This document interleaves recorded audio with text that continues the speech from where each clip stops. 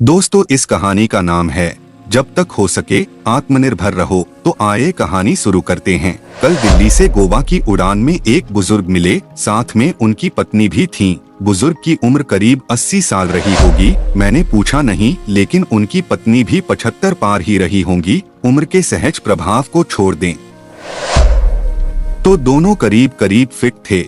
बुजुर्ग की पत्नी खिड़की की ओर बैठी थी, बुजुर्ग बीच में और मैं सबसे किनारे वाली सीट पर था। उड़ान भरने के साथ ही बुजुर्ग की पत्नी ने कुछ खाने का सामान निकाला और बुजुर्ग की ओर किया। बुजुर्ग कांपते हाथों से धीरे धीरे खाने लगे। फिर फ्लाइट में जब भोजन सर्व होना शुरू हुआ तो उन लोगों ने राजमा चावल का ऑर्डर किया।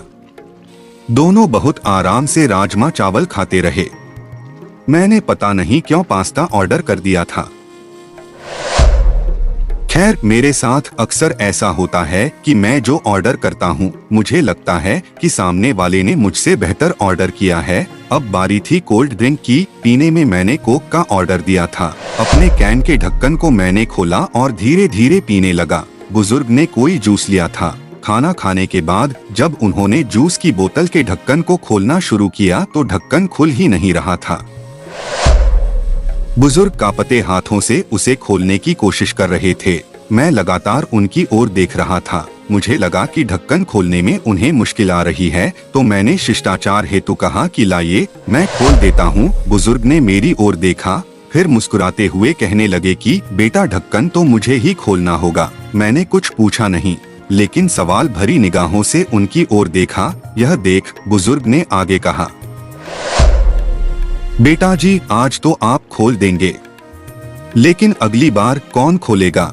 इसलिए मुझे खुद खोलना आना चाहिए। उनकी पत्नी भी अपने पति की ओर देख रही थी। जूस की बोतल का ढक्कन उनसे अभी भी नहीं खुला था, पर वो बुजुर्ग लगे रहे और बहुत बार कोशिश करके उन्होंने ढक्कन खोल ही दिया। दोनों आराम से जूस पी रहे थे। मुझे दिल्ली से गोवा की इस उड़ान में जिंदगी का एक सबक मिला। बुजुर्ग ने मुझे बताया कि उन्होंने ये नियम बना रखा है कि अपना हर काम वो खुद करेंगे। घर में बच्चे हैं, भरा पूरा परिवार है, सब साथ ही रहते हैं, पर अपनी रोज की जरूरत के लिए वे सिर्फ अपनी पत्नी की मदद ही लेते हैं, बाकी किसी की नहीं। वो दोनों एक दूसरे की जरूरतों को समझते हैं।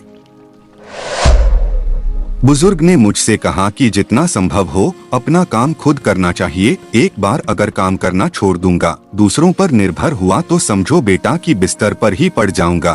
फिर मन हमेशा यही कहेगा कि ये काम इससे करा लूं, वो काम उससे। फिर तो चलने के लिए भी दूसरों का सहारा लेना पड़ेगा। अभी चलने में पाँव कांपते हैं, खाने में भी हाथ कांपते हैं, पर जब तक आत्मनिर्भर रह सको, रहना चाहिए।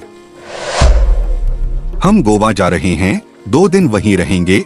हम महीने में 1-2 बार ऐसे ही घूमने निकल जाते हैं। बेटे भू कहते हैं कि अकेले मुश्किल होगी, पर उन्हें कौन समझाए कि मुश्किल तो तब होगी जब हम घूमना फिरना बंद करके खुद को घर में कैद कर लेंगे। पूरी जिंदगी खूब काम किया, अब सब बेटों को देकर अपने लिए महीने के पैसे तय कर रखे हैं और हम दोनों उसी में आराम से घूमते हैं। जहाँ जाना होता है एजेंट टिकट बुक करा देते हैं, घर पर टैक्सी आ जाती है, वापसी में एयरपोर्ट पर भी टैक्सी ही आ जाती है। होटल में कोई तकलीफ होनी नहीं है। स्वास्थ्य उम्र अनुसार एकदम ठीक है। कभी कभी जूस की बोतल ही नहीं खुलती, पर थोड़ा दम लगाओ तो वो भी खुल ही जाती है।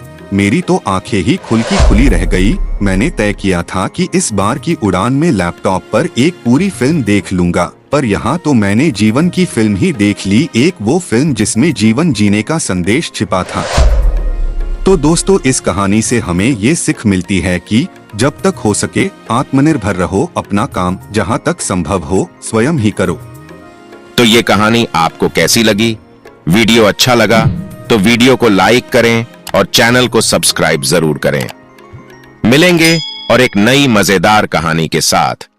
तब तक के लिए जय हिंद।